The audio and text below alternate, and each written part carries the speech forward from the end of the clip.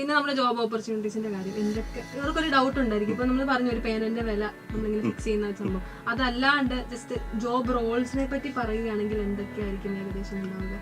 Okay, ഒരു CMA-കാരനോട് ചോദിക്കുകയാണ് നിങ്ങൾ എന്ത് ചെയ്യുന്നു എന്ന് ചോദിച്ചാൽ ഫസ്റ്റ് ഞാൻ പറഞ്ഞ പോയിന്റ് ഞാൻ ഒരു പോസ്റ്റ് കൊടുക്കുക. അപ്പോൾ നിങ്ങൾക്ക് ഇത് 2 വഴിക്ക് ചെയ്യാൻ പറ്റും. നമുക്ക് ഒന്നെങ്കിൽ നിങ്ങൾക്ക് ഞാൻ സിമ്പിൾ ആക്കി പറഞ്ഞെടുക്കാം.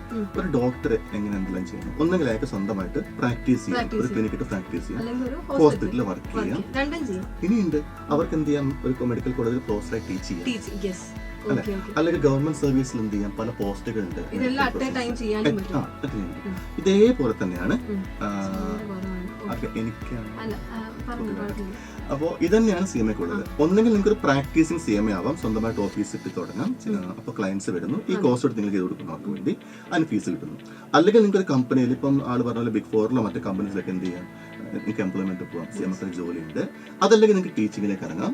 അതല്ലെങ്കിൽ നിങ്ങൾക്ക് എന്ത് ചെയ്യാം, ഒരുപാട് ഗവൺമെന്റ് ഡിപ്പാർട്ട്മെന്റുകളിൽ CMA-ക്കാർക്ക് വേണ്ടി മാത്രമായിട്ടുള്ള പല പോസ്റ്റുകളും ഉണ്ട്.